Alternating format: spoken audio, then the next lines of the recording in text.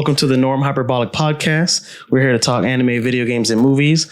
I am your host, X. With me is my co-host, Lewis. What up, what up, what up? It's your anime head, Lewis. What's up? What's good? All right, another episode, bro. Another episode. Yeah, man. We're getting at it. We're getting at it. I look forward to these episodes, bro.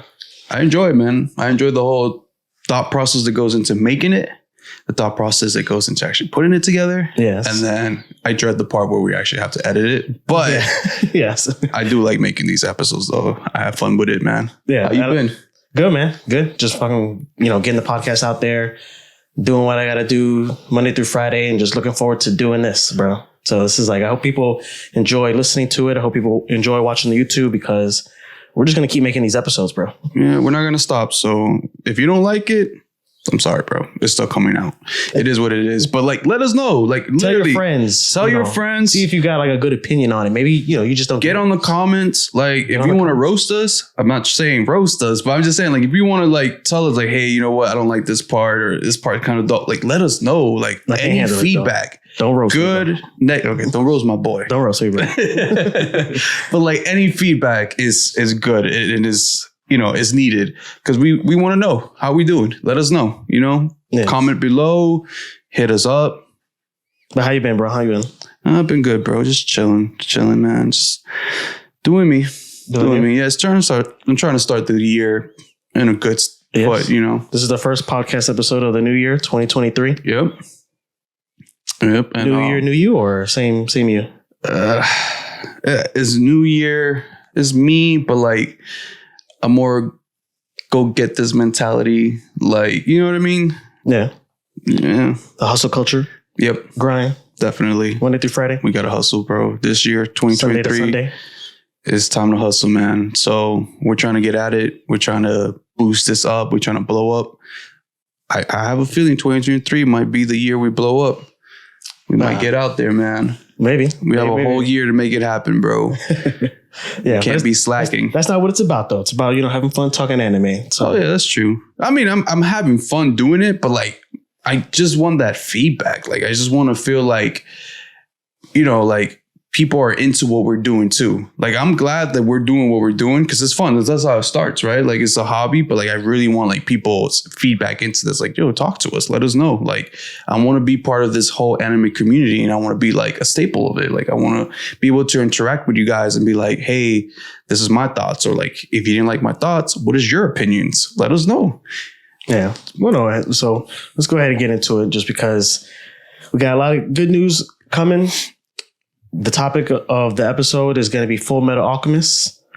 When we talk about Full Metal Alchemist Brotherhood, yep. Going through our favorite and least favorite moments and characters of the story, yep. Its watchability, and as well as what the anime has as far as video games and movies to offer. So we'll first start with the first segment. So I wanted to title this segment just because, every time that the episode does come out, I feel not that we're a little bit late, but it's a joke that we're doing news, but the episode doesn't come out until a few days later. So I have the first title. The first segment is called "Last Week's News Today."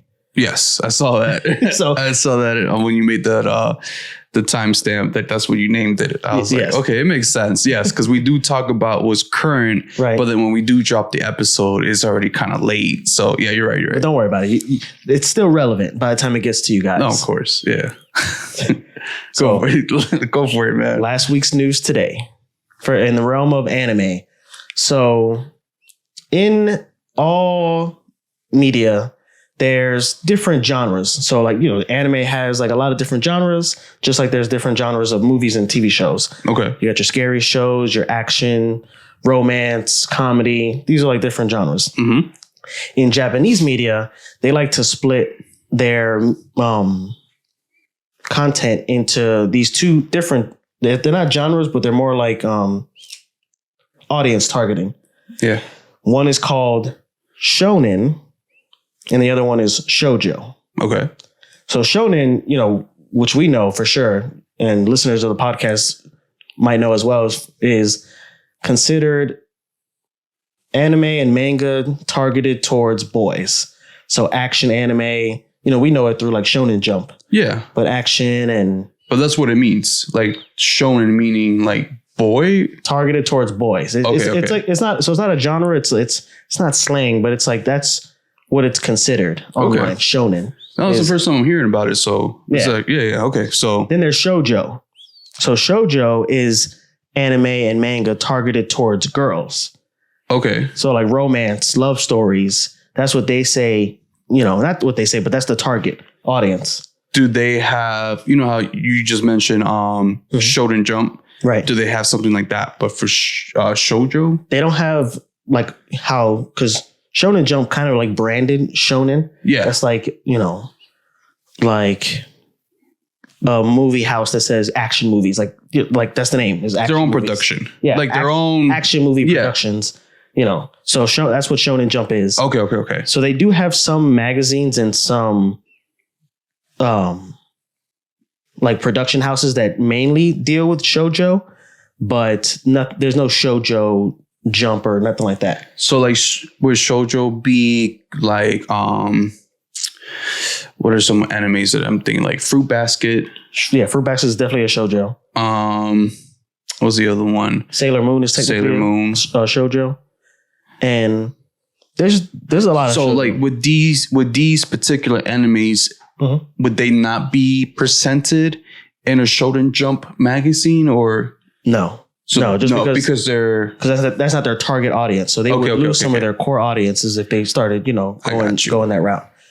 But that's just the way that Japan does their marketing for their media. But now I'm kind of interested more in like how they do the female marketing, because I'm more used to the Shonen Jump, so like that makes sense because a lot of it is like action based anime or adventure, kind of like I get it, like in a way boys, fighting and stuff like that. But like now that you do mention it, I'm like I don't remember seeing like, I don't want to be sexist, but like girly stuff, like not in Shonen Jump, but they do have like their own magazines, and we were just even talking earlier about like my son, he has a bunch of Shonen Jump, but we used to get it from Publix, where they had the magazines, but they don't really have that anymore.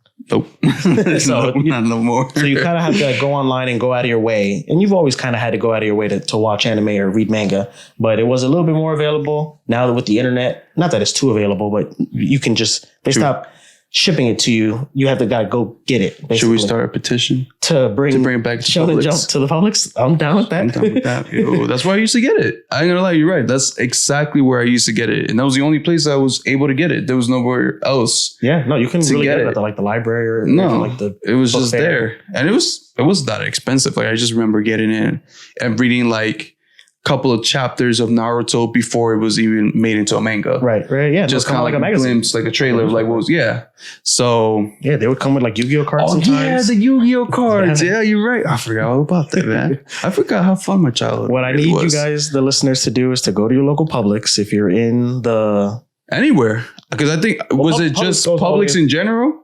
I'm assuming probably at that time it was accessible in any Publix. I'm not just. Or no, I mean, or any like supermarket. But that's right. Publix is more of a like south. Yeah.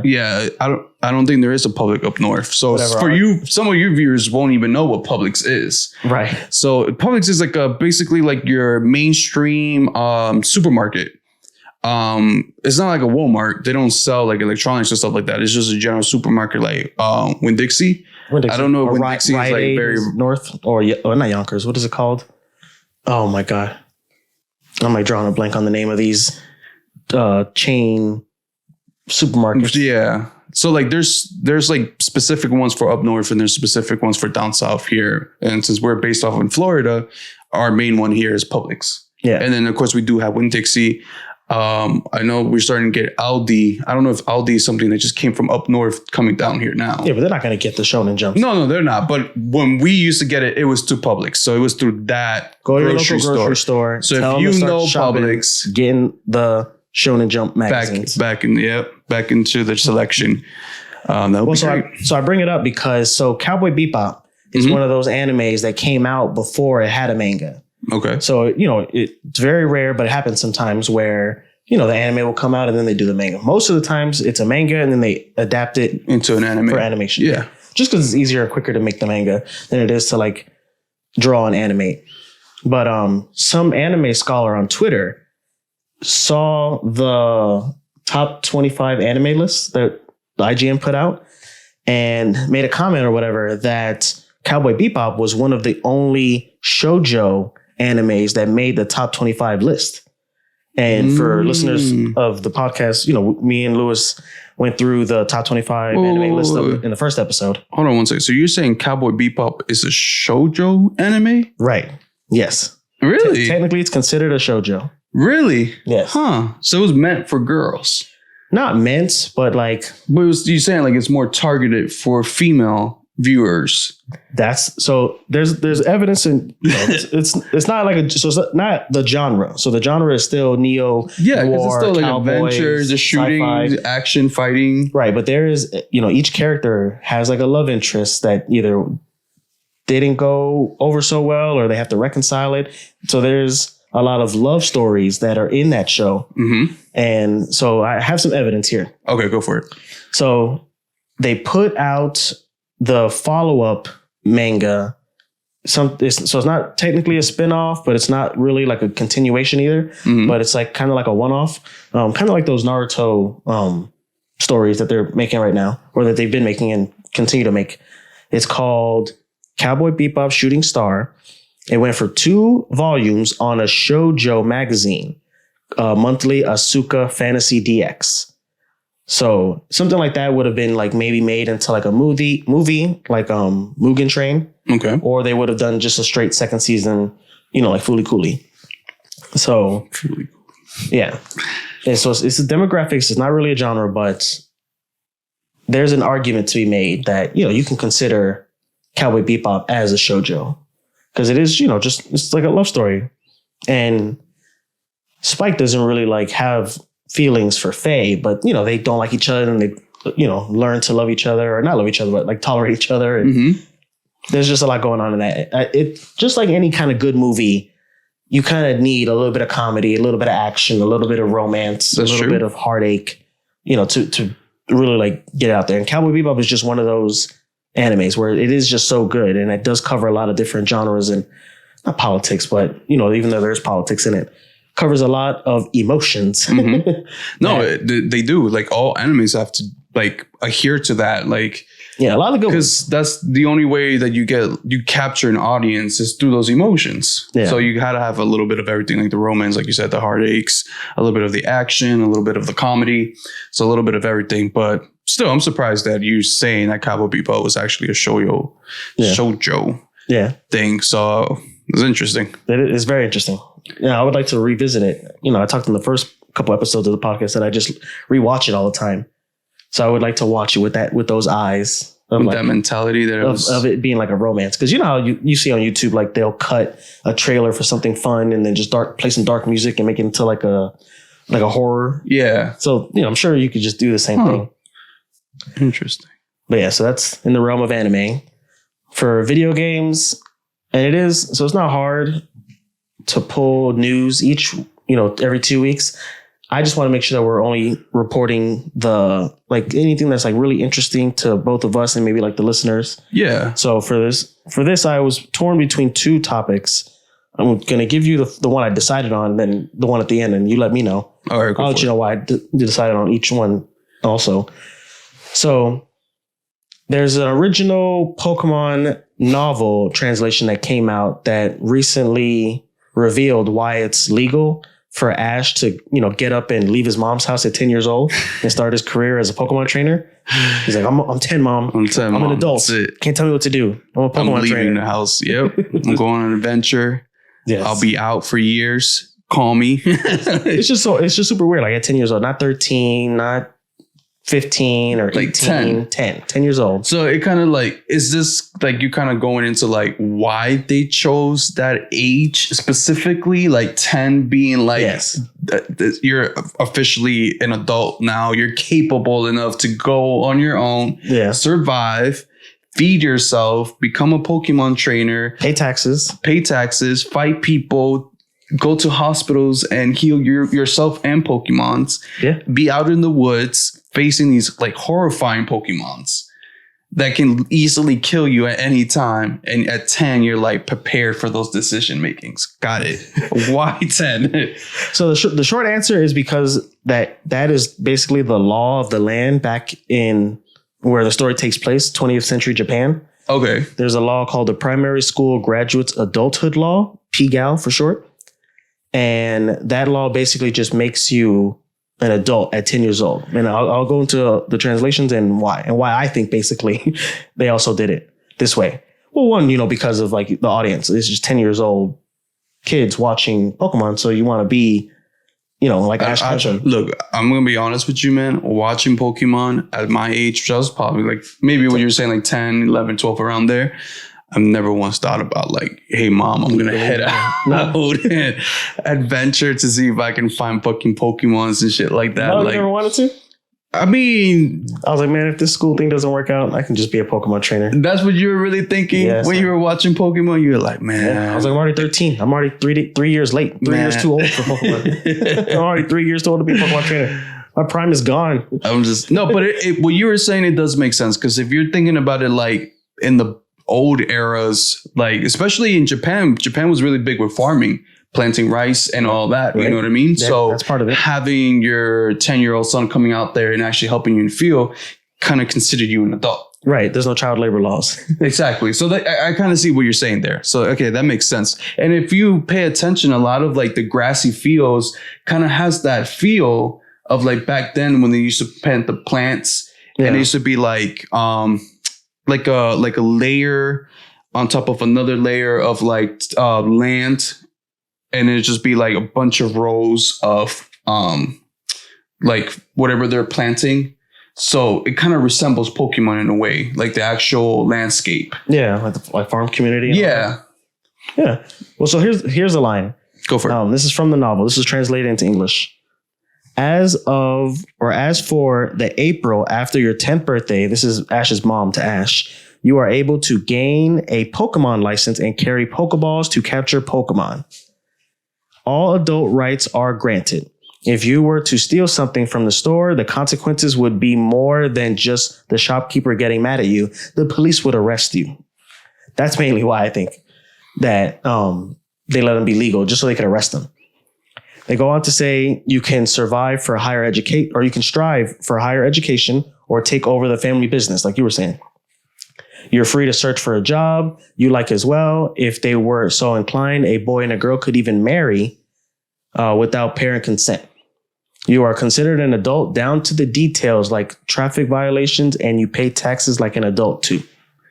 Yo, that's a lot to put on a 10-year-old. That's a lot to put on a 10-year-old. You're talking about like if Pokemon trainer. If a 10-year-old or 11-year-old fall in love together, they can get married without like any parental consent. Like they're like, fuck it, we're gonna get married. Yep. Start a family at the age of 13. Well, they have it just like that. So that's still weird. It's still weird, business. But I do understand the other parts, like the whole parents' business. Like, there is an age group where, especially you're working out on the farm, like once you turn 10 and once you turn a certain age, you're out here, you're going to help us out in the field. Yeah. And then you can start making your own choices kind of thing. Yeah. So yeah, that makes sense. But like, so you can take on your family's business, or like if you wanted to do something else or just travel, or I mainly think it's so they could arrest you, so they could try you as an adult. But why at 10 though? Like, why do you think they want to arrest kids at that age? Like, for being bad kids. So that's why they're like, I don't know, man. It just sounds... The police system in the Pokemon world is corrupt, bro. I guess, man. I'm going to go with you on this one. All right, bro. I'm not even going to fight you. we can talk about it in another episode. Yeah. I get it. Here and there, some things make sense, but it is what it is. Hey, if you're at 10, industrial complex in the Kanto region, bro. And you can get your license and go for it, bro. Be the best you can be. Capture them all. So I was stuck between that topic, and there's another news that came out where this creator of Smash Bros, he put out there that he actually prefers digital games over physical games. So I kind of wanted to open that can of worms and go into like, let's keep that one short because I know. Well, no, so I want to do an episode on it. Okay. So that's no, we can definitely do an episode on it. But I'm just like, Just give me your plain thought on it. Which one's better? So for him, the reason that he says that he prefers digital is because he's going independent now. So he's no longer part of a big company. Okay. And he just doesn't have enough space to store all his games because he's been making games forever. So he has like a crazy amount of games. So that's why he just prefers to have it digital. And he doesn't really like to share either. So that's his reason why. Okay. So mine, there are some games that I prefer to play digital. Like if it's something that I want to just be able to jump into without having to switch it out. But then there are other games that I do want to keep physical for like collecting purposes, or if I do want to like lend it out. So, they have their pros and cons, and we can definitely get into an episode about it. You want to give us your take? Yeah, I'm just like a quick take. So between physical and digital, when it comes to physical, I do agree with what you're saying. Like as collectible thing, you want to have the physical thing in order for it to be like on your shelf, presented somewhere or whatever. That makes 100% sense. Yeah. But the only thing I could see the downfall in it being digital is that a lot of these games that are coming out nowadays take up a lot of memory. Yeah. So like, I'm gonna just bring a quick example. And are still so expensive. They cost as much as the physical. Exactly. Game. You're not is the same price physical versus digital. So, right. But the other thing I was gonna say is like, since I bought the PS5, a lot of the games that I've been playing, I've downloaded them, and I can probably keep maybe without extending the storage. I can probably have maybe top 7 games downloaded onto the system before I run out of space. Yeah, which sucks because then you have to delete them. So then it takes away like what you're saying. Like instead of being able to take out the disc, and I think about it more like for the Nintendo Switch. That's what I'm thinking about. Because like even when I had my Nintendo Switch, I hate taking out the little cartridge, put the next one into play. Versus when it was so easy just to jump out of that game and just click, and hop onto the next one, right, and call it a day. But like you said, if you want to lend somebody the game, you can't do it digitally. It's like, hey, I'm just going to send you the game over. No, you could just be like, yeah, here's the cartridge. Play for it, bro. If they hand them your whole Switch. Exactly. So there's pros and cons, but yeah, I see what you're saying. We'll get into it. If you guys want us to talk about, physical versus digital, definitely let us know. If you have a preference and an argument about why one is superior than the other one. Yeah, let us know. Definitely let us know. Hit us up in the comments. I'm ready. And then I'm just dying, man. I'm ready to jump into the comments and just start talking to people, man. I'm just ready. Somebody please fucking comment. Conversate with me, man.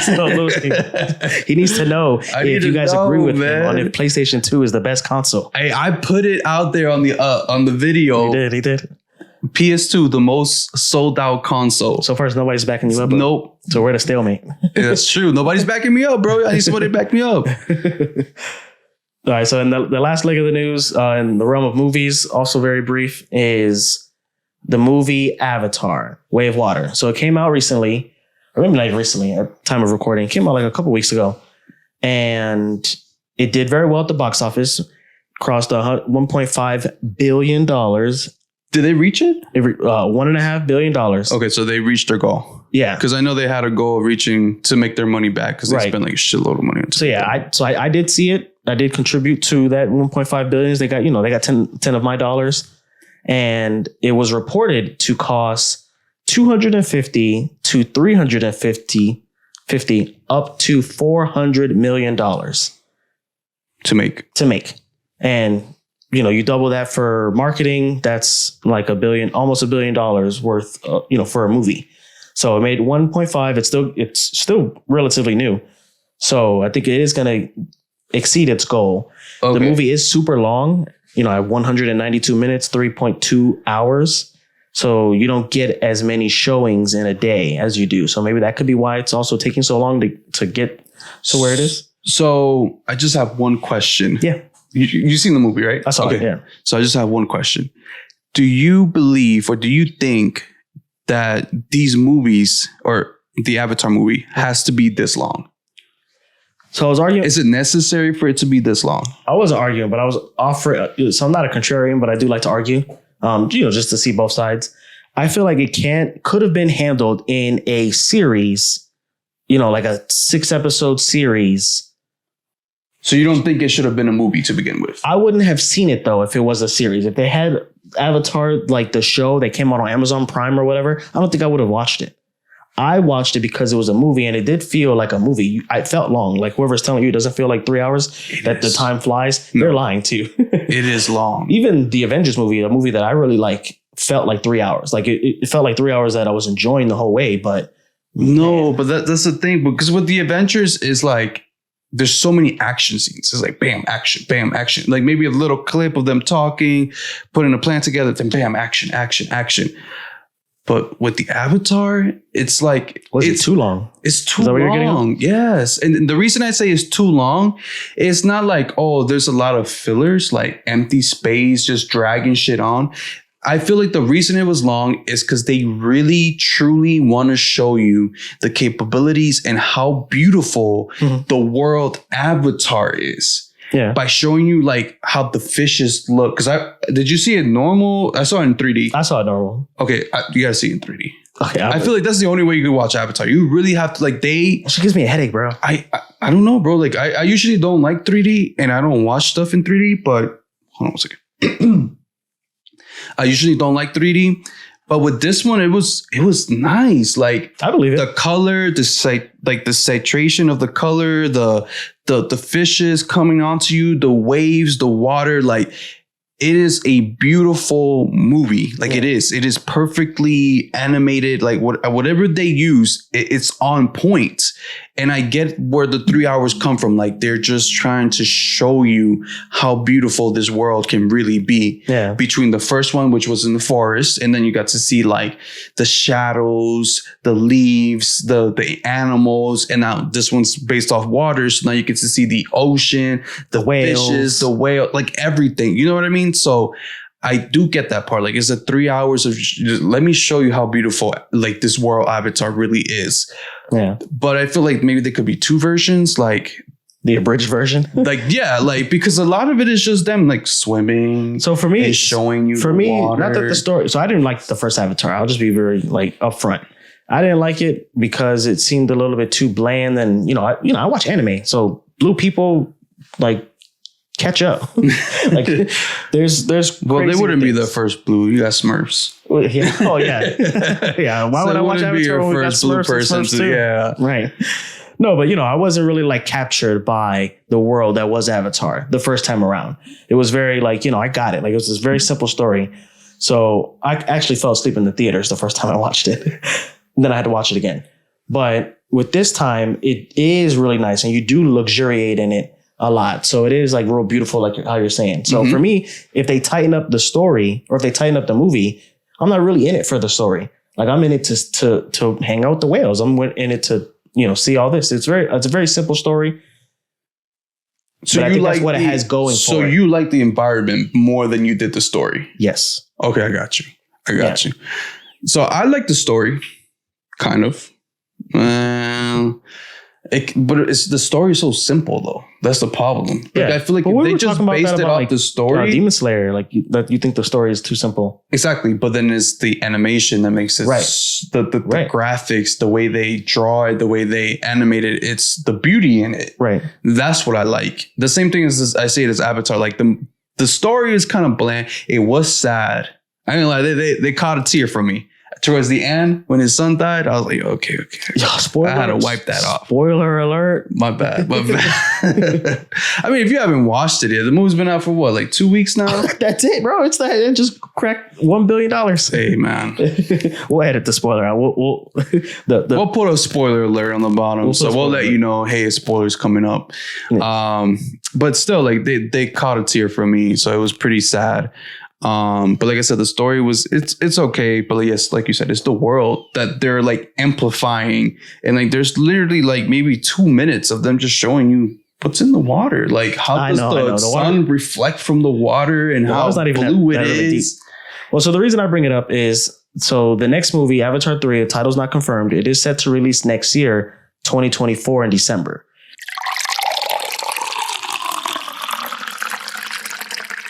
Anyway, so you were saying that the director was going to drop the Fire. So the director says he's for the third movie, Fire Nation. They're gonna do a Fire Nation style Na'vi. So to keep the movie simple, they might make them the bad guys. So kind of like how are their skin going to be red? I don't know. What do you think? maybe like a blue red, because the water Navi were like a different shade of blue than the forest Navi. But what made them different was their tails. Right. So they had more of like a fish. Sorry, technical difficulties. Anyways, they had more of a fish, like a fish tail. Tail, yeah. So they might have like a Charmander tail, the fire Navi, the tail on fire. Okay, I can see that. But yeah, but I'm looking forward to it. So and then they are going to do a 4 and a 5. So it's so I'm thinking of like Avatar, like the actual anime Avatar. So since they showed Earth, maybe they showed water. Now they're doing fire. Last is air. So do we have people that live up in the mountains? Maybe kind of thing. Like maybe that the air Navi can fly off their own steam. Like they don't need to ride them out. They can just fly themselves. Huh? Yeah. Hey, the possibilities are endless when it comes to Avatar. Right. When you have $1 billion to invest in a movie. Hey, as long as, like I said, like I don't know how good the story can be. I know that. Again, I don't want to talk too much about it, so I'm just gonna forget about it. We'll talk about it later. When there's I don't want to just spoil it for you guys, so I'd rather not talk about it too much. It's a good movie. If you haven't checked it out, definitely go check it out. It is long. It is. It's long. I saw non 3D. Louis saw 3D. I think he's right. You should watch it 3D if you can. You should. If you can stomach it. If you know. I don't think it was that bad. I think that the 3D is getting better because I remember. Well, he wants. You know what he wants to do? James Cameron. He wants to make a movie that has 3D where you don't use 3D glasses. So he's like, the leader, not the leader, but he's one of the leading people in this type of technology. So that's the technology that he wants to invent. I wanted to watch it in 4DX. Oh my God. But my girl was like, 4DX you videos. really want us to sit there in a fucking roller coaster ride for 3 hours straight? And I was like, splash of water at you and you're right. Nah, that would have been too much. Because we went to watch Jurassic Park and that was like... You did the 4DX? Yeah, Jurassic Park. It's like a roller coaster, man. And it's like... I'm down with that, bro. But it's like... Damn, it's like you're stuck at your favorite roller coaster for like an hour. It just doesn't stop, bro. The chair doesn't stop moving. Like you're just like trembling. No, because it's like it's like 4 seats in one. So it's kind of like a roller coaster. Right. So it's like 4 seats in one, but you can't stop it because if you stop it, you're stopping it for the other 3 people that are with you. I guess. So can you use the bathroom? Can you go and then you literally have to hop back in your seat, bro. Like it's fun. Sounds fun. But I would say be picky about the movie you're going to watch in 4DX. Like make sure it's worth it. And then like Jurassic Park was worth it. But again, it was like a lot of fucking shaking.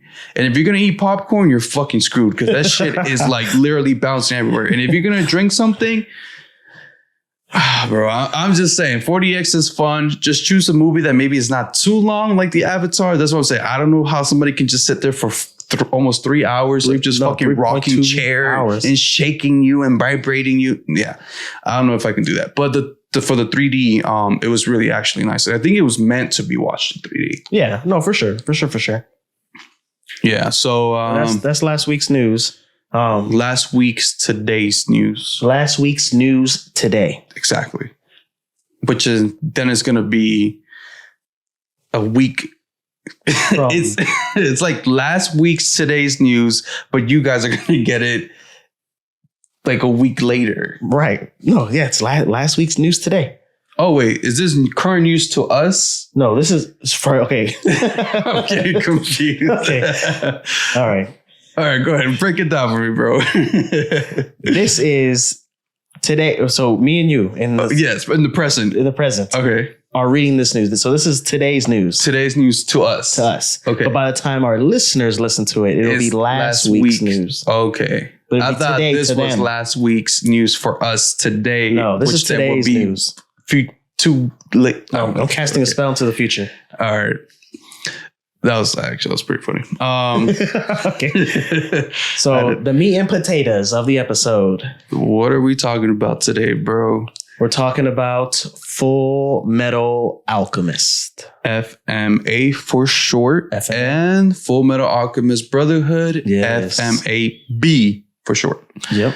So, bro. So let's jump into it. So I'll get into it. So the manga first came out in July of 2001. Okay. It was drawn by its creator, Hiromu Arakawa. I think I said that right. Hiromu Arakawa. I said it worse the second time. So it went for 108 issues, 27 volumes from July of 2001 to July 2010. Sorry, you know that was a female? Oh, really? Yeah. Hiromu Arakawa. Yeah, right. That's a female. Oh, wow. Very nice. Yeah. So if I just wanted to point that out. No, yeah, no. That's a worthy inclusion. Interruption. Nah, for sure. So she came out with this anime. It went out for 108 issues, 27 volumes for basically 9 years, from July 2001 to July 2010.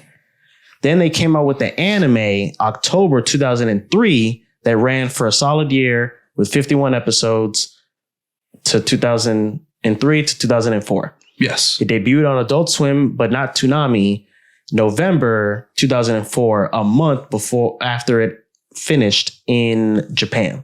Okay. So that's just regular Full Metal. Then there's Full Metal Alchemist Brotherhood. Mm-hmm. So what happened with Full Metal is basically kind of like the same thing that happened with Game of Thrones, where the books started coming out and then they made the show, but then the show caught up to the books, but it like surpassed the books where they didn't have enough books to adapt. So the manga came out in 2001, but it didn't finish until 2010. So when the anime came out in 2004, it caught up to the manga mad quick. So the creator, Hiromu, she went to meetings, but she wasn't actively participant in the creation of the show. So she would, drop a little bit of knowledge every now and then. Yes. Some foreshadowing, but without giving them like exactly how it was going to go. Because, she also didn't have it in there. That's true. So if you know anything about Game of Thrones fans, or maybe you are a Game of Thrones fan, you know how, I don't even say horrible, I don't want to big it up, but you know how disappointing the series finale of Game of Thrones was. Have you seen Game of Thrones? You gotta be honest to the listeners. I want to be honest. Yes, I've seen it, and nope, I just for some odd reason I couldn't get into it. So yeah, it's not for everybody. It's not. I don't think so. But you know what it was that threw me off? I'm not even gonna lie. It was the fact that it kept jumping from different main characters. No, not that. Oh, you're talking about the original Game of Thrones, right? Yeah, the original Game of Thrones. Yeah, jump through main characters. Yeah, like they present you with one king. Right. But then he'll die the next episode, and you're like, okay, so who's the next right? Who's protagonist the next of the show? Yeah. So that's what kind of threw me off. And then they kept presenting too many characters at once, so you kind of have like to juggle all these characters and you keep don't in like mind. That in One Piece either. You were talking about that recently. Like, you don't like how they jump around. Yeah, it's just too much. I like the meat and potatoes, man. Well, basically, so what happened in Game of Thrones is it was good, and then it's really good. Mm-hmm. But that's because they were adapting the books, and then once they came out with like 2 or 3 seasons after they ran out of books, and they kind of like fell off until a screeching halt at the end. And we won't, give a spoiler here, but basically it's very underwhelming how they ended it. And things seem very rushed. And I know how you say you don't want to spoil it. Right. I feel like this anime has been out for such a long time now. Well, Game of Thrones? Oh, is that what you were talking about? I'm talking about Game of Thrones. Oh, sorry. My bad. So about how it ended. So the same thing kind of happened to Full Metal, where after they ran out of mangas to adapt, the story kind of went wild, and they left off a lot of things. And it definitely did. So like, before we get into like the differences, I wanted to ask you, between the two, do you have like a preference, or do you? You see, I can't. I watched both of them. I'm not gonna lie. I did watch both of them. I can't remember too much of the Full Metal FMA, the first one, versus Brotherhood. I feel like I have more memories of Brotherhood than I do the first one. Okay. If that makes sense. Yeah. So, but I feel like sometimes my thought process kind of collide with each other, because I might get facts from the original one or from the first one, and then I might get facts from the Brotherhood one. So I kind of have when we were going to do this episode, I did a little bit of research just to kind of like refresh myself on this again. And I was like, oh, so there was a couple of things I was like, oh, why did I think that was in Brotherhood? But it wasn't actually in Brotherhood. It was the Mandela FMA. effect. Yeah. There was a couple of things I was like, oh, I forgot about that. Yeah. Well, some facts about Brotherhood. So that came out in 2009. in April. Yes. It went for 64 episodes until July of 2010. A little bit, I think, after the manga ended. Mm-hmm. Brotherhood came out on Adult Swim only 4 days after originally airing in Japan. So by this time, Adult Swim and Toonami and Cartoon Network were good about getting anime like right after it was in Japan. Because originally the first one came out like a year or the month after it ended. Mm-hmm. That's when we finally got it. So that's basically a little bit about Brotherhood. It ran, its course. It had a definitive end. And that's why I think that a lot of people hold it so high as far as, because, it's one of those shows with romance and action and comedy. It's crazy funny. Well, actually, Brotherhood was more funnier. They added more comedy into Brotherhood than they did. FMA was more of a psychological, more serious, darker kind of anime. And then they kind of lined it up with Brotherhood by adding some humor into it, a little bit more light, but you still have dark moments. Right. No, yeah. You still have dark moments, but Brotherhood. So let me ask you, after you dropped all these facts, right. As a anime consumer, what would you recommend to watch if I've never seen FMA or FMAB? So I do recommend Brotherhood. And then if you, like it enough or whatever, I would say go and check out the other one and just to see how you can tell the same story two different ways, or, for the same and get two different effects. So I recommend Brotherhood, to be honest. I think you're right. So with FMAB, I would definitely recommend that first, just because that one is more canon and more direct to the manga itself. Right. And like you said, FMA, they were just so far ahead that they had to like kind of incorporate their own thought process into it. So yeah, without giving away any spoilers, they bring in Nazis and all these other like weird elements that kind of like take away from the main message of the show, which is like, it's not religion, but like, what it is to have a soul and what it is to be human, basically. I feel like FMA has a lot of things that I can like go into like conspiracy theory. I know we're not a conspiracy theory kind of podcast. Not yet. But there is parts that I'm just like, this kind of like feels like the real world kind of thing. Sure. Like there's scenarios that I feel like this has happened in the real world kind of thing. Just off the title, Full Metal Alchemist, it's named after what I assume is named after the Stanley Kubrick film Full Metal Jacket, which is like a whole movie, just like demonizing war and like the psychological effects it has on like the people who partake in it. And no, for sure. Like there's definitely an element of like one of the characters, Scar.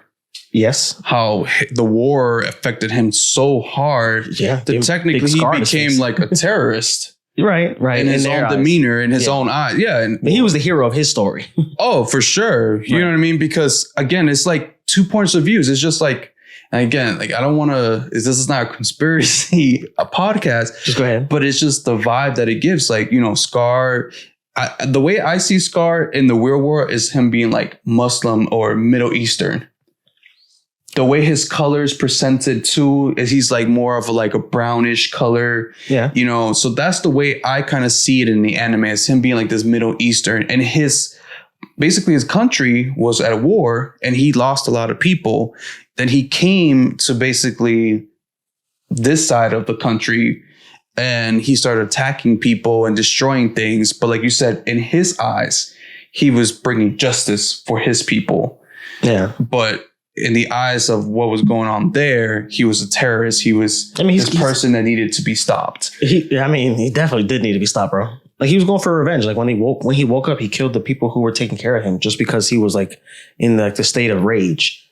Because of war. Because of war. It's a psychological thing. So right. That's just the way that I've always viewed FMA. And that's why I believe it's a really good anime. Just because of that, those reasons. And I mean, IGN thinks it's pretty good since they decided to put it number one on their list. So. Right.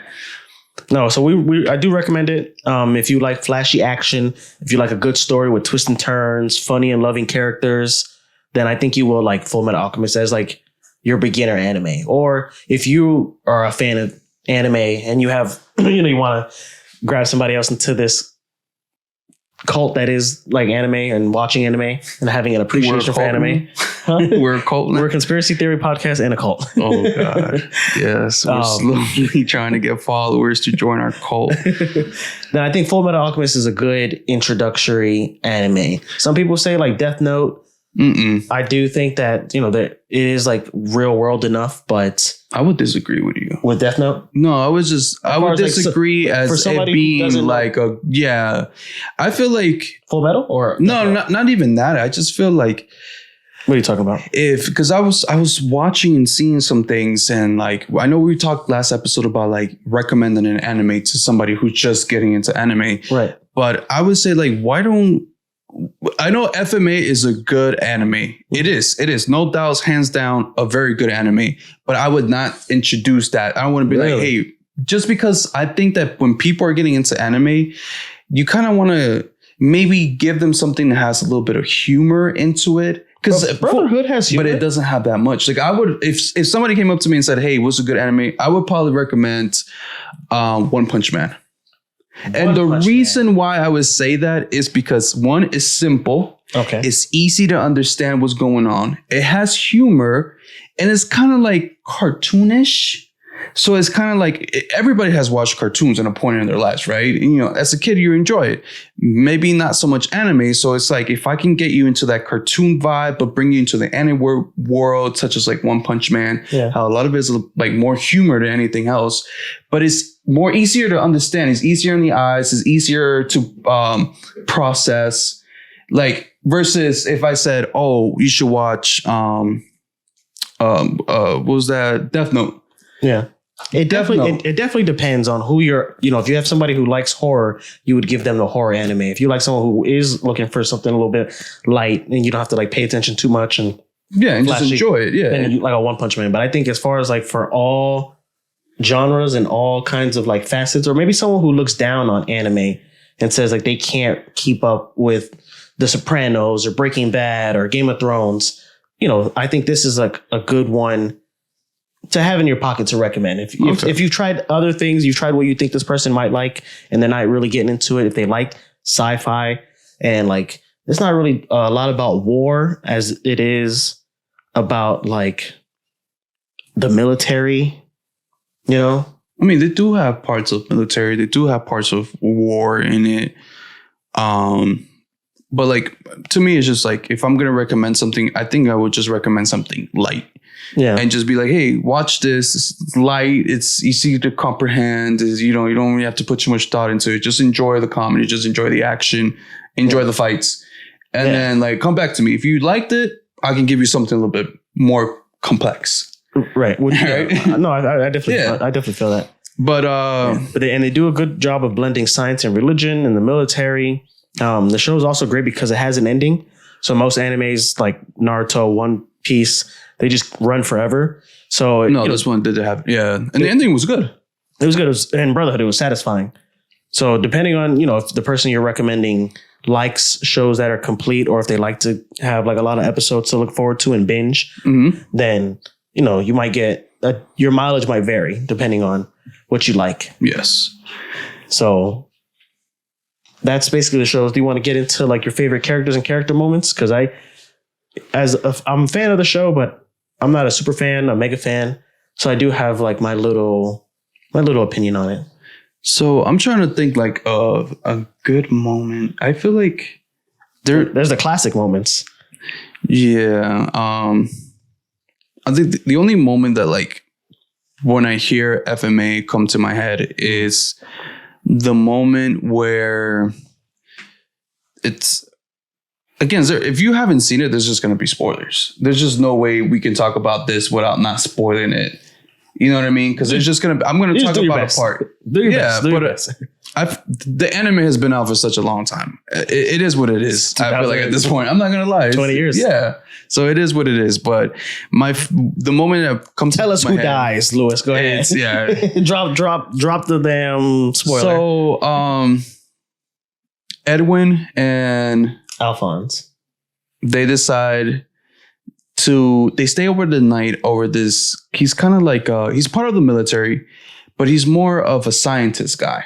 Yeah. And he has a daughter. His wife has passed away. Oh, right. And it's him, his daughter, and his dog. And they stay with the family for the moment, right? And the girl loves the brothers. They're like, they look at her as the little sister they never had. And they enjoy their company. The guy is he's kind of quiet. The dad is quiet. He's more in his office than anything else. You know, his daughter basically says like his dad doesn't have enough time for her. And she's always outside playing with the dog. She's very lively. And the part that gets me all the time is he's a mad scientist. He's a mad scientist. So his part that he's trying to do is be able to combine an animal and a human. So the part that so his main scientific point in the military is to be able to combine an animal with a human together using again alchemy. And he ends up doing it, but he merges his daughter and her dog together to make this beast. And the beast... A chimera. A chimera, exactly. And I thought that part was sad. And then the brothers were like, why would you do that to your daughter? I know. Like, and he did it for the scientific. Right. Is, you know, for the advancements in science. The advancements of science. And I was like, I don't know if I would have done all that for science, but maybe the neighbor's kid, but I don't know. Yeah. Of all the kids, man. So I thought that part was really sad. And I was like, damn, it was very terrifying. Because again, you hear back to like the conspiracy theories. Yeah. You hear conspiracy theories about like in the real world, scientists trying to combine humans or two animals together, you know, by fusing their cells. And like, that's how you hear about like the chupacabra. It's a mixture of like two animals together that somehow ended up getting freed from the lab. Or like these weird animals that you see. And it's like, so again, conspiracy theories. I'm here for it, bro. So it kind of like makes me think of that stuff when I see that. Yeah, there's definitely an element of like going too far with science. So because they hold science so high, they do. You know, in some cultures, you know, we do now, like, especially millennials. Like we have a lot of respect for science. It's a very high standard, and I mean, a lot of it is based off science and magic and mystic, in the sense like spiritualism. But they don't talk about equivalent exchange, bro. That is a big thing. If you're a Full Metal Alchemist fan, you know exactly what I'm talking about. Equivalent exchange. But the whole spiritual thing is not something that they talk a lot about on FMA. They go into it more on FMAB. Okay. Because they talk about it's called, what is the other nation is called? The Alka history. Yeah, the Alka history, and they talk about the Sing Nation, which they're more like they're kind of like more Chinese based, and they're more spiritual. So alchemy, but they don't talk about Xing in Full Metal Alchemist original. No, I'm talking about Brotherhood. Right, no, that's where they incorporate the whole spiritual thing. Right. Because they believe. So when it comes to alchemy, and the what you were saying, the equivalent exchange. Yeah. Right. So there's laws to this alchemy. Yeah. This alchemy is not like, oh, I'm just going to turn this mouse into a gold, or I'm going to turn this mouse into a loaf of bread. I can't do that. So it still ties to like real scientific stuff, like real chemistry. So like if I had the ability, I would be able to transform this and change this molecular, the structure into maybe converting it into a knife. But it'll still be a plastic knife. It'll still be made out of the same materials. I'm just changing the structure of it. Right. You know, so alchemy technically is like reconstruction and deconstruction of materials. Yeah. No, I love it. Solve el coagula. Yeah. Separate and then divide. So separate and then combine. Something that you do end up learning on FMAB is that the alchemy that they do in that nation is actually based off the Philosopher's Stone. So there's this character named Father. Yeah. Yes. So Father technically lives underneath the city where the majority of everything happens in the city. And Father is actually providing the energy because he's part of the Philosopher's Stone. So he's able to provide this energy. That's why you see him kind of sitting in a chair and there's a bunch of tubes coming out of his chair or pipes. Going into the city? Going into the city. He's supplying the power. But in the Sing Nation, which you have like three main characters from there. You have Ling, Fam, you have Mei, and Fu. I love all these characters. So their powers is not based off the Philosopher's Stone. Their powers is based off the world's energy. So what they do is they convert the world's energy to give them the power to, again, change this mouse into, like I said, so it's energy converted from the world? From the world. So the Sing Nation, that's what they use. They use the world's energy to convert and use to change whatever they need to change. And a lot of their stuff is more like healing factors too. You know what I mean? But in the regular nation, the one where, Edward is from, his energy is technically used from Father. He's the one providing the energy. So that's like the difference in FMA. They don't really talk about it in FMA, the first one. They don't really go into it because, again, like you were talking, like the manga wasn't done.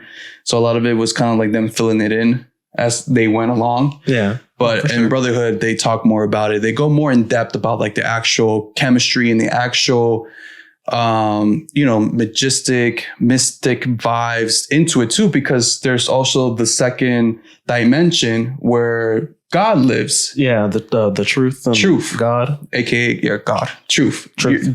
So, and he shows you where he has what's the door called? I don't know what it's called. It's this big ass door. Yeah. It's like really rock and roll. It's got like spikes coming out of it. And I think like skulls. The Gate of Truth. The Gate of Truth. So that's what it's called. The Gate of Truth. And this dimension is everybody has one. Like you'll have one, I'll have one. So we all have our own truth. Okay. Our own God and our own door of truth, or the Gate of Truth, which we don't have access to, but we have to give up something in order to have access to it. Okay. All right. So there's things. So what do I want to say? There's also, I don't know. Do you want me to go into like the difference?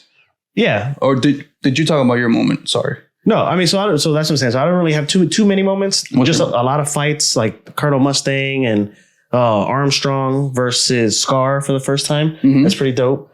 I do like Armstrong. I do like all the homunculi, because they're made after like the 7 deadly sins. So one is like really fast, one is really strong. They all have like these different cool powers. So the story just has like a lot of good moments. So, in our title, like the title card, mm-hmm. there's a scene with Colonel Mustang. He's like this badass fire alchemist. One of his homies passed away and they're out in the cemetery or whatever. And he's talking to his homegirl because he's like a tough guy. He's mm-hmm. like, oh, it's a terrible day for rain. And then his homegirl's like, oh, it's not raining. And he starts, he sheds a tear. He's like, yes, it is. Oh, is this when his best friend dies? Yeah. So yeah, I know what you're talking about. That's a real good scene. But as far as like that, just all the fights. Yes. So it's definitely a flashy anime. No, of course.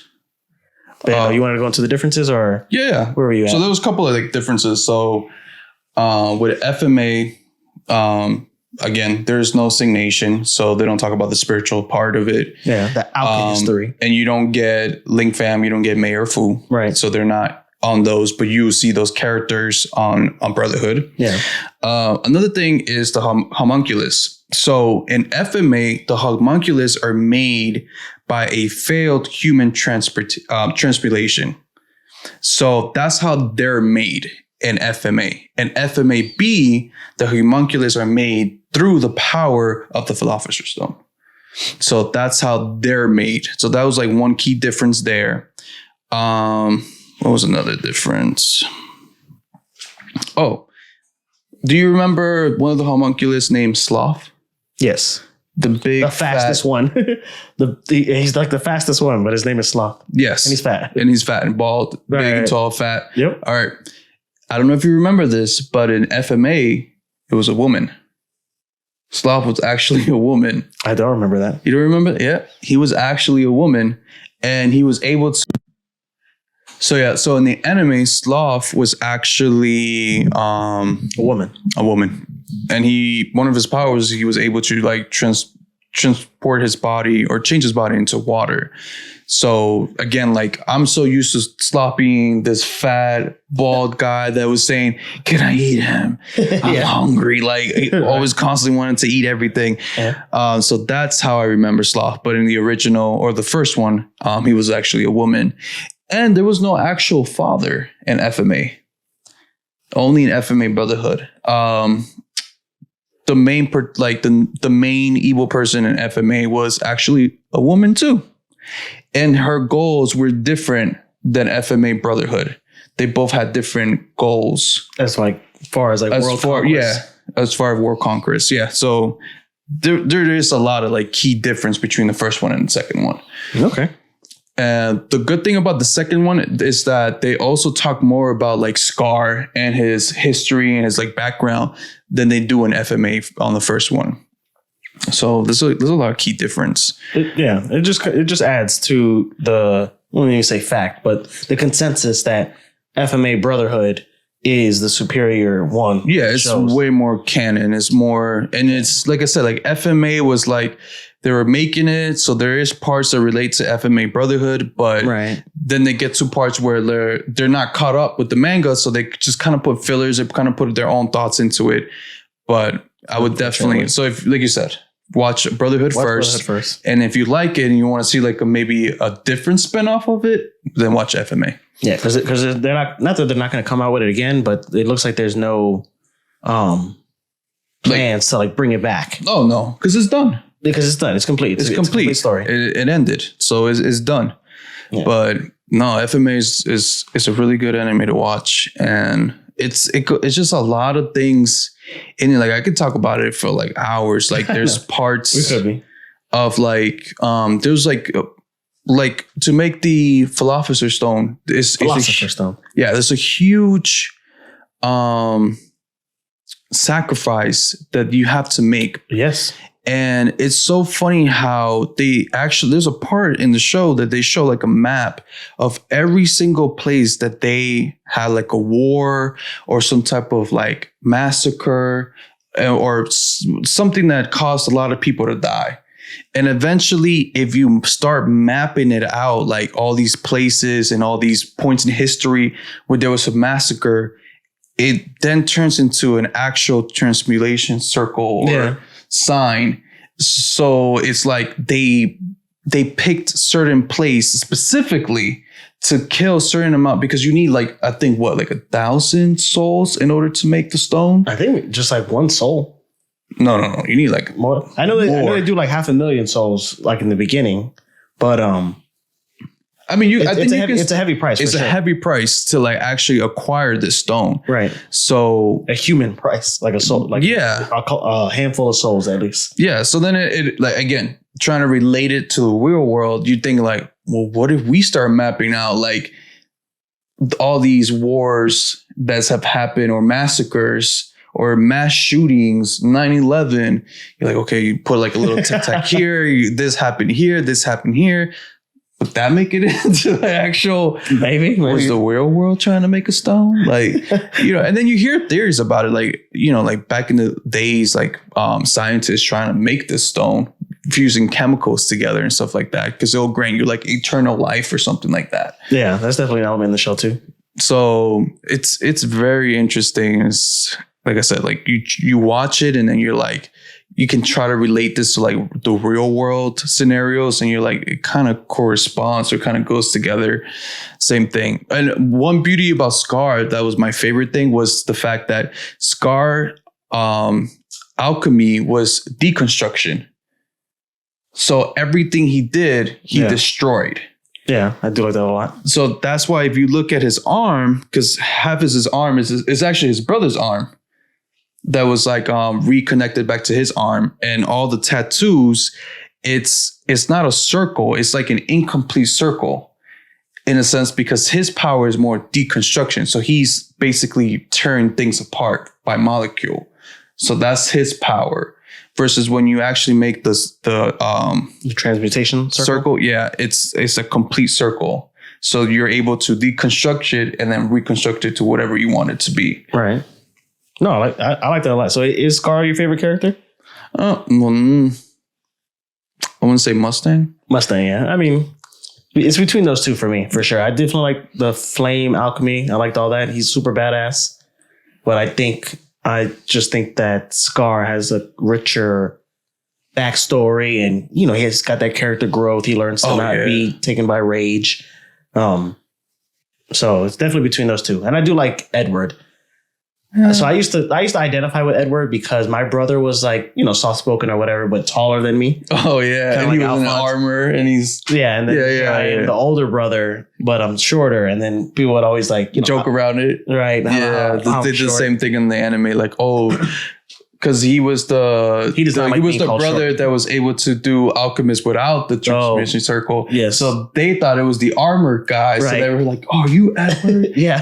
Are you the full metal? Yeah. Are you the full metal? He's full metal because he was full metal. He was basically armor. Yeah. And he's like, "No, that's my brother, my older brother, right here." And they're just like, "Oh, him? Oh, like."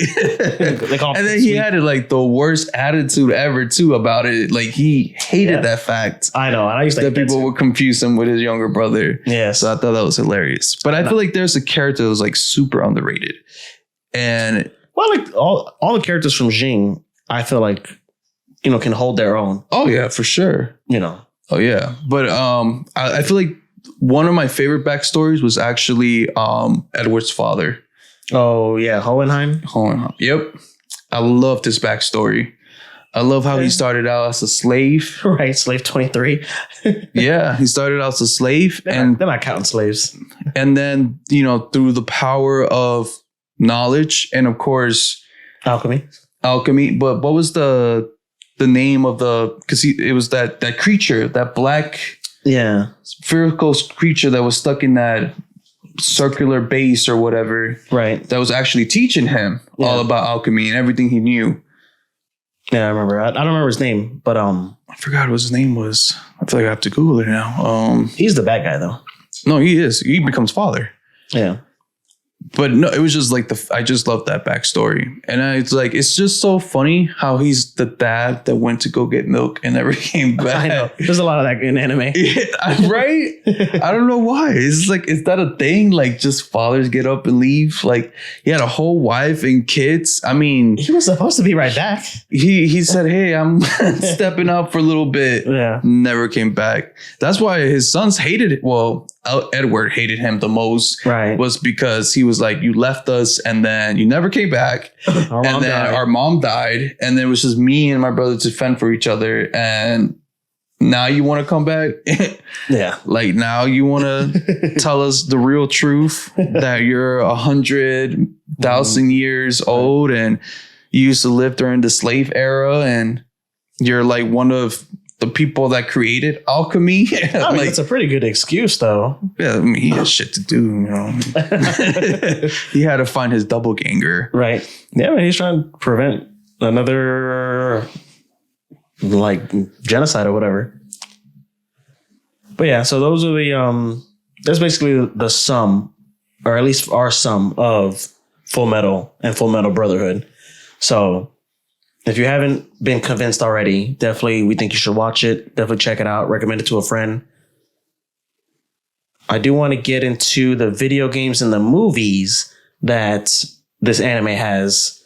So as far as video games, Square Enix, the company that made those Final Fantasy games and the new Tomb Raider, as well as that boring ass Avengers game, they used to come out with Full Metal Alchemist games on your favorite system, the PS2. They also had ones that came out on the Wii, and Bandai, which is now Bandai Namco, came out with some cool games for the Game Boy, the Nintendo DS, and the PSP. But the best ones of the games that is offered for Full Metal Alchemist looks like it's Curse of the Crimson Elixir on PS2. So I did like a little bit of research on all the different games, and surprisingly, the Bandai Namco ones are the ones that are turn-based, and the Square Enix ones are the ones that are more of like action, even though they did Final Fantasy. But these are all old games, so you kind of have to like go out of your way to get them. For recent games, in 2021, there's this mobile game, Final Fantasy Brave Extravus. It's a free-to-play mobile game. They came out with the crossover for Full Metal Alchemist Brotherhood characters. So I don't know if it was skins or like different packs or characters, but you can play as like Edward, Alphonse, I think Mustang, definitely Colonel Armstrong. So if you want to get your like Full Metal Alchemist video game fix, that's like your most recent way to play. I don't personally play those kind of games. Phone. I play games on my phone, but I don't really play like those freemium pay to win games. Yeah, I don't play those either. It's just, I feel like they're just more to get your money because you constantly have to be investing money into it in order to like power up or buy items to then make your character stronger to be able to like continue to play the game. Yeah, so it's like it's more of an add-on thing. Yeah, so I'm not really for it, but that is optional. Like it is a free to play initially. True, for a free to play game. And then as far as movies, so Full Metal Alchemist has more movies than I thought, and it's not what you think. They only have 3 movies, bro. they have 5. So they have 2 animated movies. Okay. One is The Sacred Star of Milos, and then the other one is The Conqueror of Shambhala.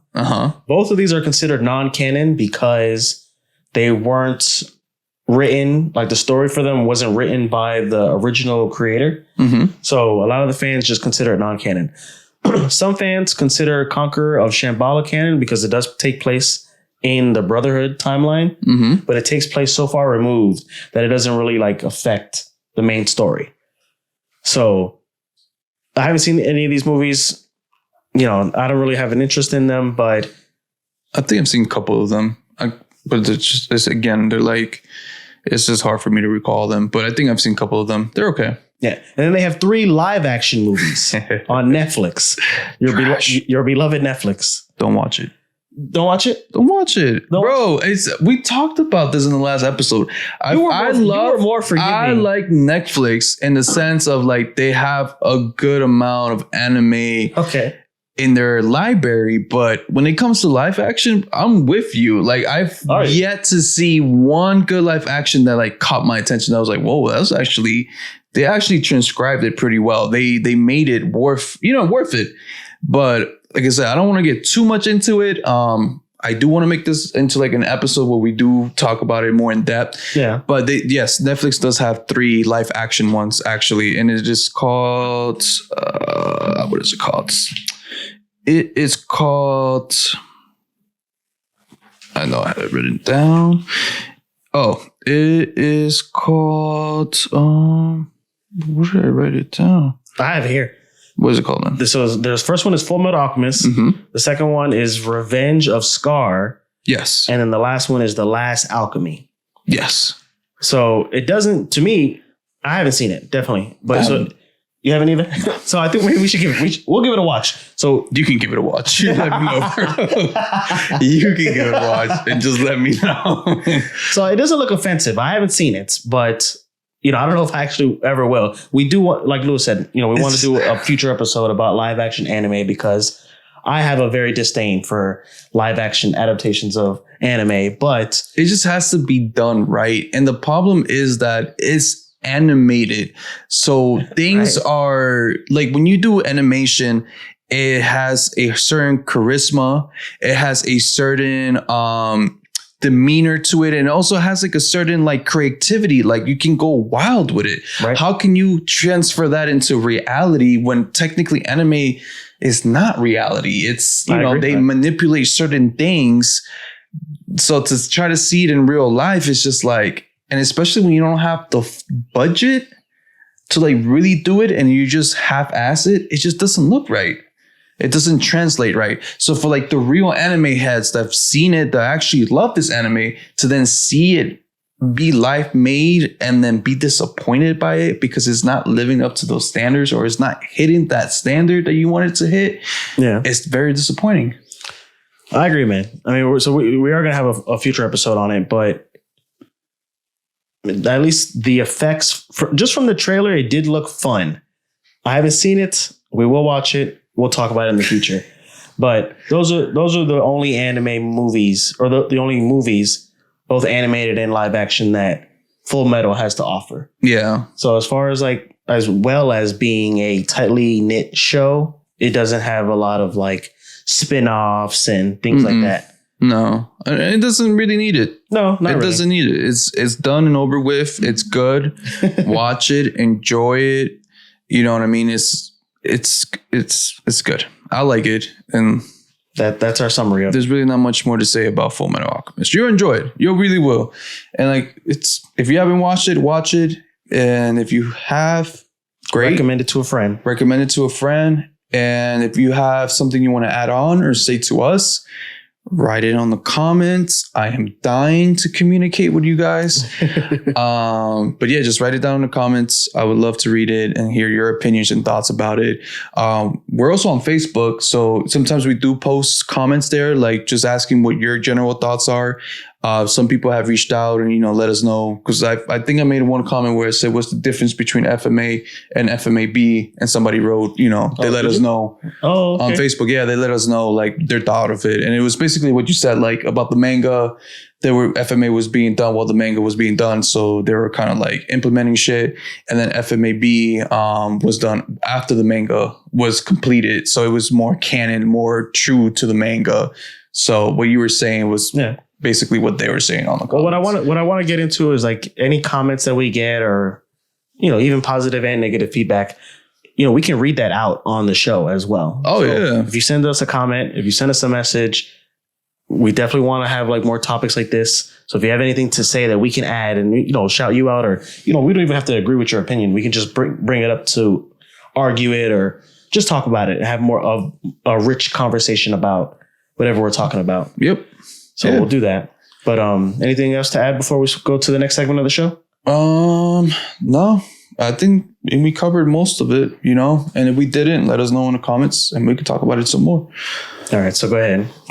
What's the next segment of the show? So the next segment of the show is what we're reading, watching, and playing. So X, let us know, what have you been reading in these last couple of weeks since we last saw you? Since we last spoke, been reading a lot. I'm still reading Dr. Stone. I'm keeping it slow just because I don't want to burn through it. I had like not a bad experience, but I read something else that was like, I read all the way through it and I had nothing else to read and I got like really low. So definitely been trying to pace that. Okay. Been reading the new Sasuke manga. I think the last chapter came out already, the 6th chapter.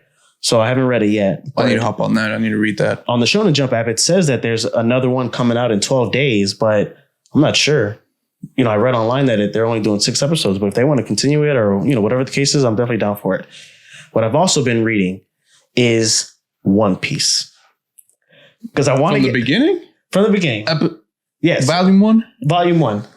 So I'm trying to get caught up, and I honestly think I will never get caught up. For a while. Yeah. I think I will never get caught up if I watch the anime. So I'm able to burn through more volumes of the manga than I am the anime. So I think that's the only way I'm going to get caught up. So I've been, interspersing like my Dr. Stone with a little bit of One Piece. Okay. All right. Anything watching? I know we talked about the Avatar, but so yeah, I saw Avatar. As far as like just like video games, I'm still playing God of War, playing Fortnite with my son. There's a new JoJo Bizarre Adventure game that came out. There's a demo on Switch. I played it a little bit. I gifted it to my homeboy, Oscar, name drop, for Secret Santa. So hopefully we'll be adding that to the rotation of Game Day. But rotation of what? Some game day. Game day. Yeah. Oh, I heard something else. No, I said game day. It's for my friend groups, and they might be listening. They might not be listening. We have this friend named Gabe. And we kind of play the games that he likes to play, which are good games. But So we started with Yu-Gi-Oh! And then it's Magic. It was Smash Bros. But, we all play it. So it's Gabe's day. Got it. So, but, game day, whatever. So we're going to start adding it to the rotation of this JoJo game. Cool fighting game. As far as watching, I did check out that anime you told me to check out. Tokyo Revengers. Yes. I'm 10 episodes in. Oh, you watching the anime? I'm watching the anime. Okay. What are you watching it at? What platform? HBO Max. Cool. Yo, you see it? Told you HBO Max had a couple of times in there. They did. I was just like, I was very surprised. So I thought it was going to be great. You didn't like it? I didn't dislike it, but I have yet to like it. I'm not going to lie, but there is like more that you feel like you want to get out of it, but it's not there. Like, I don't know if we're just waiting for season 2. Which came out this week as of time of recording. Oh, it did? Yeah. Episode 1 or whatever. Shit. Yeah. So I'm going to have to look that up tonight. I checked it out. Not that I didn't like it, but I'm just waiting for it to get good. I only like a few characters like Hinata, the girl. I like that she's, not sassy, but that she's talking shit to the gang members and she's. But I feel like what's so funny is that in the end of the day, he can't change the future. Well, I feel like you can. It's like it's what he does. It's like the butterfly effect kind of thing. I don't know if you've ever seen that movie with Austin Kutcher. Yeah. The more he tried to change the future, the more it still changed, but the outcome was still the same. So is there like a grand design element to it? Yes. Like in the end of the day, I feel like you can't change the outcome of the future. You can stop something, but it's still gonna happen some way, some other. That you can't stop that force. Certain things, but maybe some things you can. Yeah, but you can't stop the true outcome, right? Like, you know what I mean? Like it's what's meant to be. Yeah, it's like if I wanted to stop like a historical person by the name of H. IT has his own sign. Right. If I wanted to stop him. We don't want to get this video demonetized. Exactly. So if I wanted to stop this guy, aka H, I'm just going to call him H. Right. If I went back in the past to murder H. As a baby, because there's been theories about this, right? Right. But then I couldn't stop that force in a sense, like somebody else is going to acquire that force. You think so? It's kind of like One Piece, the will of the D. Okay. You know what I mean? They stopped the original kind of like, I forgot his name, the original D. Mm-hmm. But then there's Luffy. So he's like the reincarnation of that power, of that force that's supposed to stop the government. You know what I mean? And free the people and free everybody and bring joy to the world. Right. So that's what I'm saying. Like in the end of the day, you can't stop that energy, that force. So yes, I can go back in time and probably kill H, but somebody is going to embody that force and it might be a different person. You get what I'm saying? So, and that's what basically if that's an element of the show, then, I'm here for it. I'm here for the time travel. Time travel is not what's turning me off. Because everything he tried to do, it changes a little bit, though. It changes a little bit, but the outcome is still the same. Right. But even before getting to any of that kind of stuff, I am kind of like, who cares? Like, so what? I know his girl dies and she's trying to, and that's not a spoiler. His girl dies and he's going back in time to try to like prevent her from dying. Mm-hmm. Like he gets pushed back in time 12 years, but I don't know. My other homegirl told me to watch it. I kind of let her down by not liking it, but I'm going to give it a good watch and then I'll let you know if I... Yeah, I like it for like certain reasons, but the story itself, it's just like I keep telling myself like, okay, he keeps changing something, but at the end of the day, that force, that nature, he can't change. It's going to happen. No matter what he tries to do, that force is just going to continue. You just can't stop it. I know, man. It's the planet's way of like, you know what I mean? Or the planet will find a way to like reset or like, So the planet wants to kill Hinata, that girl? Yeah. She is meant to die. Damn. Why do you think she keeps dying? Because the planet is just saying you can't cheat death. Yeah, I guess. Even if you go back in time and prevent their death, they're going to die along the way somehow, somewhere. Death is still going to appear at the door to take their life. No, for sure. So that's what I'm trying to say. Like So I'm trying to see where they're trying to head with season 2. So I'm glad that you mentioned it because I didn't know that there was another episode on season 2. So I'm pretty excited to watch that. Yeah. But so what you been reading? What you been watching? What you been playing? Reading. This is for the video version. This is for the video. Lewis is holding up a copy of the 5th volume of Kaiju number 8. Yes. You won't shut up about this manga. Just came in the mail yesterday. Yes. I opened it up today. And like you said, I have a really bad habit. I read the shit out of this book and I'm done with it. And they're not going to drop volume 6 until like, I think it was March. Okay. So I have to wait 2 months. But he brought it over, so I'm going to read it. And then yes. So I brought all 5 volumes. It's right here. I've been reading it. It's really good. It has a lot of potential to be great. Just like the way it's set up, it really does have a lot of potential. So I hope the author of this book really just brings it in at full force and like makes it as good as I think it should be. Is the anime already out? Does it have an anime? There's no anime. No. Okay, there's only 5 volumes so far, man. And actually, he even quoted on the 5th one that his goal is to reach 10 volumes. Yeah. And I was telling you, like, they were trying to cancel it. Because the manga. Yes. Damn. But if they cancel the manga, they're going to cancel any potential part of it being an animation. You get what I'm saying? Yeah, for sure. So that's just my thought process on the book. It's really good. And it has potential. It really does. It has potential. And I'm really glad the guy that I spoke to when I went to that he recommended it to you? Yeah, Barnes & Noble. The guy who tried you? The guy that tried me, put me on it. So thank you, random guy. I appreciate it. Shout out to you. We love you. Yeah, so I've been reading it. It's been good. Playing. I've been playing Call of Duty. I've been playing the campaign mode, Modern Warfare 2. I'm trying to beat it. But it's just like I put like maybe 30 to an hour every other day. Like I said, I'm an adult. Me, man. I know. I'm glad you're playing it though. I'm playing it. I've been dying to play it, so now that I'm playing it. But like I said, I'm an adult and I have kids, responsibilities. Silly rabbit. Call of Duty is for kids, bro. Bro, I know, man. If it feels like it is, I feel like my childhood is being deprived from me. But it is what it is. So I'm playing it. So I'm getting into it. And then watching. What am I watching? Avatar. I saw Avatar. Oh, I saw the new horror movie. I'm very big into horror stuff. That's why I like that anime Parasite. Yeah, that's one of my favorite horror animes. Parasite. I love that one. But I watched the new movie Megan. Yes. How was that? Did you see the trailer? Heard of it? I saw the trailer. So it's the doll. Spooky. Yeah. Yeah. It's actually a slow. No spoilers or anything, but it's like it's really slow. It starts off really slow. Right. Introducing the doll, the concept and everything, blah, blah, blah. And then it gets to and then it picks up in the middle and then it gets towards the end. But the thing is, at the end of the day, the doll is an AI and is there to learn and comprehend. And is technically a toy, the most advanced toy ever. Okay. Because it's supposed to help, emotionally, help develop kids emotionally, physically, be able to play with them, and then teach them because it has access to the internet. So it has access to Google. So it's able to if the kid had asked hey, what is the air made out of? Or why do we need air? Right. And then the doll will be able to explain them in a more, childish, easy for them to understand what air is or what water does or what the mechanics or blah, blah, blah, whatever they're asking.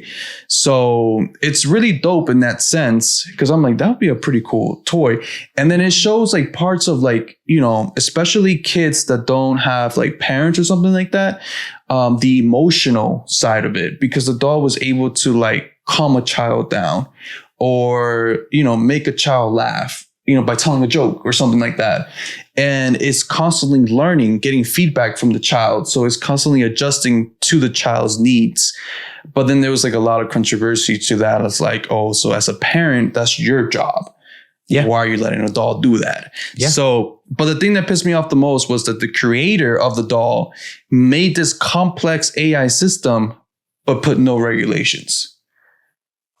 No, it was funny because there was a part of the movie where they said does the doll even have parental controls? And she's like, oh shit, I forgot to add that. The whole doll is because she parental made it controls. in such a like in a hurry, I guess. right? Because like I said, I don't want to spoil the movie, but she made it in a hurry that in a sense she forgot to put all these perimeters and stops and just basically left the AI figure shit on its own. Right. And that's how it ended up turning. But I want to say like the movie was really good. Okay. I do like the concept that they're going with it.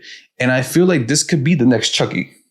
Megan? Yes. And because there's a scene that something happens to Megan and she looks like Chucky. Yeah. Yes. And I was like, you know, Chucky's based off a doll. This is based off a doll. But yes, like Chucky is the Chucky bottom versus man. Megan? Yeah. So like the whole Chucky thing, that's the vibes I was getting out of it. And there's going to be a part 2. The way it ended, definitely part 2. Well, they always try to end it, you know, part 2 or the next part. Yeah. But they could, like, I feel like if they really put money and thought into it, Megan 2 can be really good. Really good. No, I do like horror films, so I will check it out. Definitely.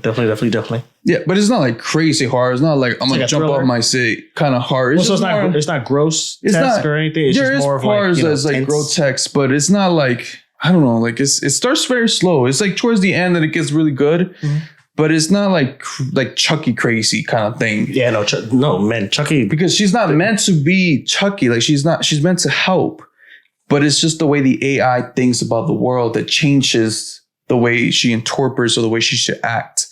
So that's the part. But there's parts that are funny and there's parts that you're like, there's parts that makes you think like this can possibly actually be a thing. No, for sure. They would definitely do. They just turned Alexa into a teddy bear or whatever, you know? Yeah. They would. I mean, that's what I'm saying. Yeah. So, but that was the last movie I saw. I know it's not anime related, but that's no, that's not what this is about. Yeah. No. All right, man. Is there anything else you want to say to the people? No. Before we wrap it up? Yeah, before we wrap it up. No, just that, you know, I did enjoy doing a lot of this research. It was less research than the last episode, but, you know. No, it's good. I mean, we gave it our thoughts about like a specific anime, you know, what we like, what we didn't like, and, you know, gave some facts about it. So, yeah. No, but go ahead. Let's close this out, bro. All right, man. So, again, we hope that you guys enjoyed this episode. Thank you so much for listening. And for the folks watching it on YouTube, thanks for watching. Don't forget to subscribe, like, and hit the ring-a-ding-ling button so you can get notified every time we drop a new video. Yep. Don't forget to comment. This is really what I'm asking for the most. The next episode, we are going to read out a few of the comments. Definitely. Yes. So if you comment, we'll shout it out. We'll post it on the YouTube page. Yep. So you guys can see it. Also, check out our website, thenorm.com, where you can find our merch. We do sell dad hats, shirts, and hoodies. I'm currently wearing one right now. He's wearing a shirt. Wearing one of the shirts. So, you know, support us that way too. That's great and is well appreciated. You can also find anything else we're cooking up, any future projects we might have going. We do have other ideas, but we're kind of trying to focus on this first and then gradually, you know, extend out to other things. Yep. So, and and for, like I said, sorry. Brain fart. Yeah, and like we say at the end of every episode, tune in next time for scenes from the next episode of the Hyperbolic Podcast, where Lewis and X see if there really is a good live action adaptation of an anime. And we're out. Deuces. Take care, y'all.